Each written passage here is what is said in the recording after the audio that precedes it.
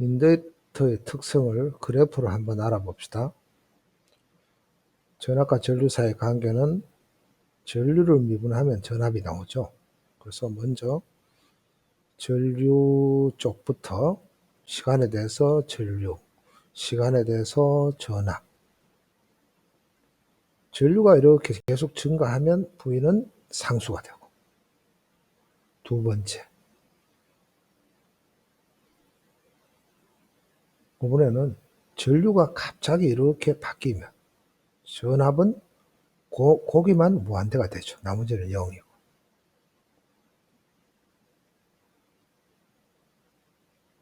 자, 이것도 고찰해 봅시다. 인덕터에는 전류가 갑자기 변하면이라는 것은 가정문이라 그랬죠. V가 무한대가 돼. V가 무한대라는 것은 물리적으로 불가능해. 따라서 가정문이 잘못된 거예요. 즉 다시 말하면 I는 갑자기 변할 수가 없다. I는 연속적이어야만 한다. 그러면 이제 연속성의 원리를 한꺼번에 적어 봅시다.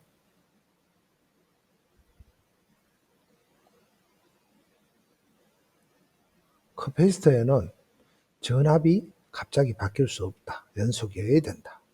인덕터에는 전류가 갑자기 바뀔 수 없다. 연속이어야 된다. 굉장히 중요합니다. 7장, 8장에서 문제 풀 때 굉장히 많이 나옵니다.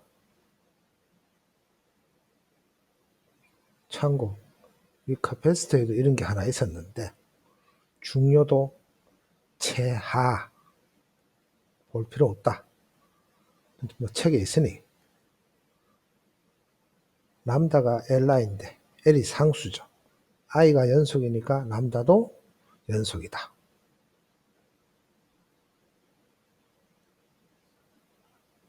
또 이제 세 번째 중요한 거. 전류가 일정한 경우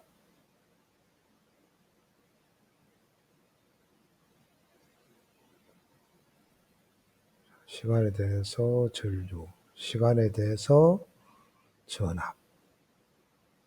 전류가 일정해. 그러면 이거 미분하면 제로 나오죠. 전압이 제로라는 거는 뭐하고 똑같으냐 하면 쇼트, 단락하고 똑같아.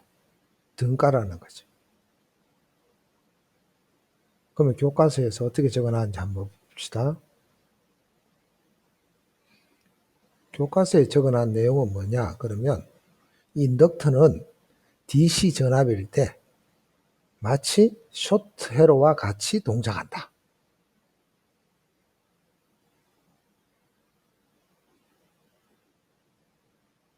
이 비슷한 게 커패시터에 있었죠. 말도 안 된다고. 그러면 이제 뭐냐? 바로 직류 정상 상태입니다. 그냥 직류가 아니고 정상 상태라는 것은 시간이 충분히 흘렀을 때 모든 회로 내에 모든 전압이나 전류가 일정해져. 안 바뀐다는 거죠. 이제 이때 바로 왼쪽 게 성립한다는 거예요. 자, 이때 커패시터를 먼저 봅시다. I는 C dt분의 dv야. 근데 V가 일정해. 그럼 이거 미분하면 0. 그럼 I가 0은 오픈하고 등가가 되고, 자, L은 V 콜 L dt분의 di에서 I가 일정해. 그래서 제로. V가 0은 쇼트하고 등가.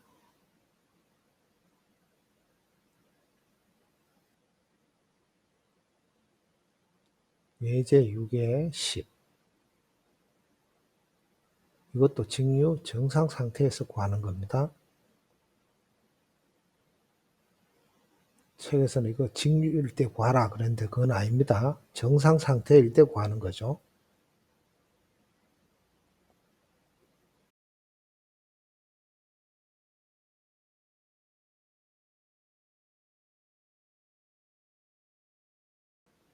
직류 정상 상태 일대 풀어야 되니까 직류 정상 상태일 때는 C는 오픈과 등가이고 L은 쇼트와 등가입니다.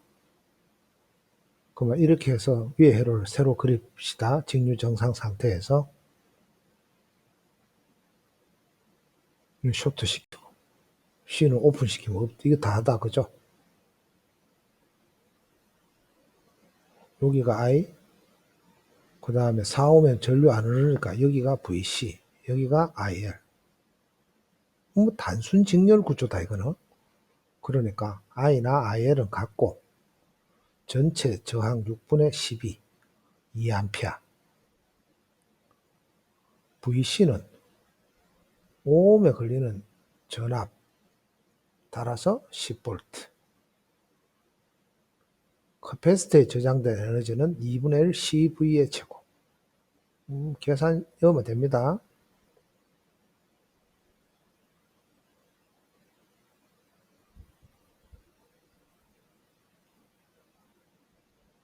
자, 인덕터에는 저장된 에너지가 2분의 1 LI 제곱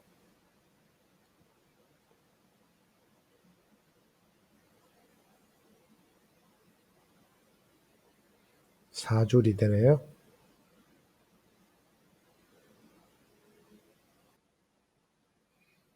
자, 인덕터의 직렬 병렬에 대해서 알아봅시다. 먼저 직렬. 인덕터가 3개가 이렇게 직렬로 연결되었다 칩시다. 이게 하나의 인덕터 L과 등가에 의한 조건. 그걸 L1, L2, L3 이거는 LS. 등가에 의한 조건은 저항 계산할 때하고 똑같아. LS는 L1 더하기 L2 더하기 L3. 두 번째, 병렬.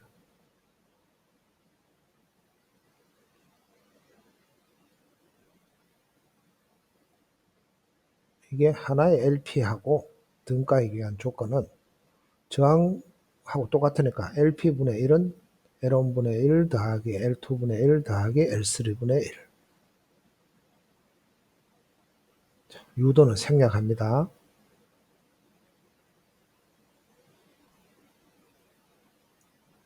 연습 문제 6의 11번에서 등가 인덕턴스 구하는 문제입니다.